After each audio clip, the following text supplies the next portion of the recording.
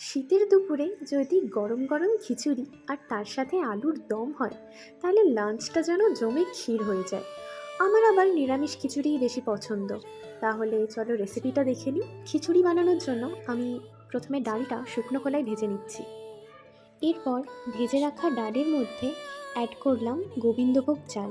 আমি এখানে 150 গ্রাম ডালের মধ্যে 100 গ্রাম চাল অ্যাড করেছি। এরপর কড়াইয়ে তেল দিয়ে তেলটা গরম হলে ফোড়নের জন্য দিয়ে দিয়েছি 2টো শুকনো লঙ্কা আর তেজপাতা। ফোড়নটা একটু নাড়াচাড়া করে তেলের মধ্যে দিয়ে দিলাম টমেটো আর আলু। এরপর অ্যাড করলাম গ্রেট করা আদা, দিয়ে একটু ভালো করে নাড়াচাড়া করে নিলাম।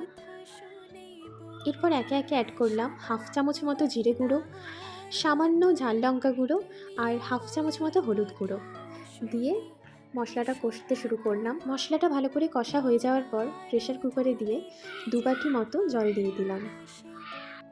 এরপর প্রেশার কুকারে অ্যাড করলাম চাল আর ডালের মিশ্রণটা, কড়াইশুঁটি, স্বাদ মতো চিনি আর নুন। চাল আর ডালটা হাফ সেদ্ধ হয়ে যাওয়ার পর অ্যাড করে দিলাম ভেজে রাখা ফুলকপিগুলো। এরপর এর মধ্যে 2 কাপ মতো জল অ্যাড করে বেশ কিছুক্ষণ ফুটিয়ে নিলেই রেডি হয়ে যাবে আমাদের গরম গরম খিচুড়ি। নামাবার আগে দিয়ে দিলাম 1 চামচ মতো ঘি।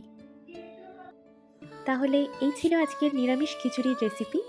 আলুর দমের ভিডিওটা দেখতে হলে অপেক্ষা করতে হবে পরবর্তী ভিডিওর জন্য।